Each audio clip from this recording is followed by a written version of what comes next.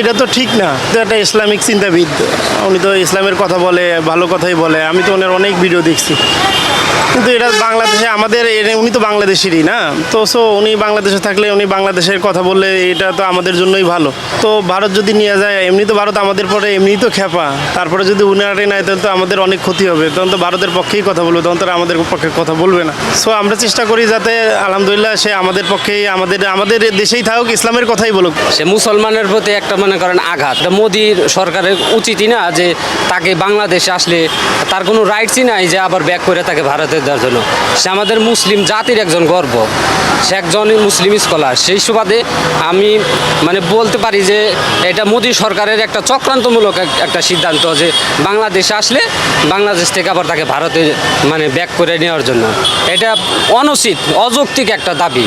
Doctor Zakir Naik কি ভারতের সম্পদ? আপনার যে ওনাকে অ্যারেস্ট করবে বা হস্তান্তর করবে কী কারণে? ঠিক আছে, আসলে কি ডক্টর জাকির নায়েক দেখে ভারত ভয় পায়? ডক্টর জাকির নায়েক বাংলাদেশে আসুক, উনি তো নির্দোষী, ওনারে দোষী বানানো হয়েছে। উনি আসুক, ওনার বক্তব্য ইনশাল্লাহ সবাই শুনবে। বিভিন্ন দেশে ইসলামিক কাজ করে ইসলামে দাওয়াত দেয়, তো এই সুবাদে একটা রাষ্ট্রে দাওয়াতের উদ্দেশ্যে সে আসছে। এখন কেন তাকে হস্তান্তর করা হবে? অবশ্যই ভারত থেকে তাকে নিষিদ্ধ করা হয়েছে, তিনি তো অন্য স্থানে আছে। এখন আমি মনে করি হস্তান্তর না করা উচিত। লিগ্যাল প্রক্রিয়ার মাধ্যমে সে আসতেছে, সম্মানের সহিত আসবে এবং সম্মানের সহিত যাবে, আমি এটাই মনে করি। যেমন শেখ হাসিনা চলে গেছে, উনি তো আমাদের হাতে তুলে দিতে আসছে না ভারত সরকার।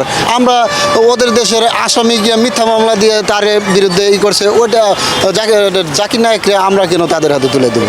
এটাই আমাদের যুক্তি। উনি আসতেছে আমাদের বাংলাদেশে, এটা আমাদের আরও ভালো। ভারতের এটা দাবি সম্পূর্ণ অনুযুক্তিক এবং আমরা চাই জাকির নায়েক আসুক, রাষ্ট্রীয় সম্মান দেওয়া হোক। তার বাংলাদেশে আসাকে আমি অত্যন্ত গুরুত্বের সাথে দেখতেছি। আসতে পারে, সে দেশের সম্পর্কে কথা বলে, ইসলাম সম্পর্কে কথা বলবে, ভালো কথা বলবে। সে তো আর কোনো দলীয়ভাবে, কোনো সরকারিভাবে কোনো কথা বলবে না।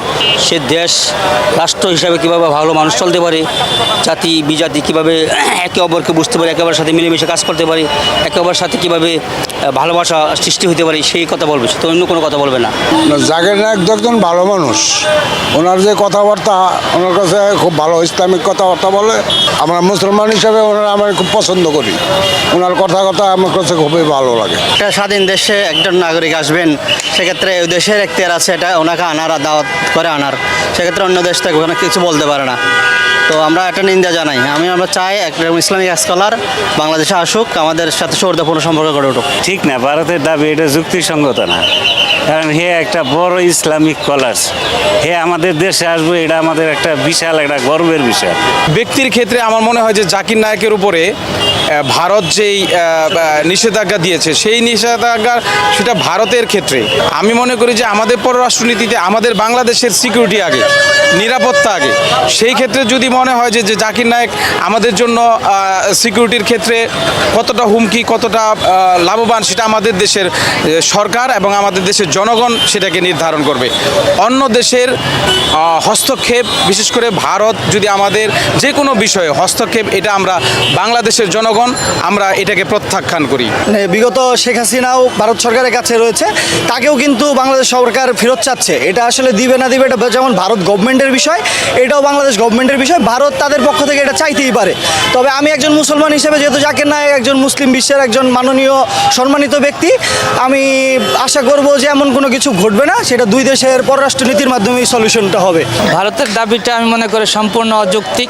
তারা যেহেতু মুশরিক দেশ, তারা কোনো একজন নিষ্ঠাবান জ্ঞানী মুসলমান যারা ওদের ধর্ম নিয়ে কথা বলে, তাদের কোনো অবস্থাতেই পছন্দ করবে না।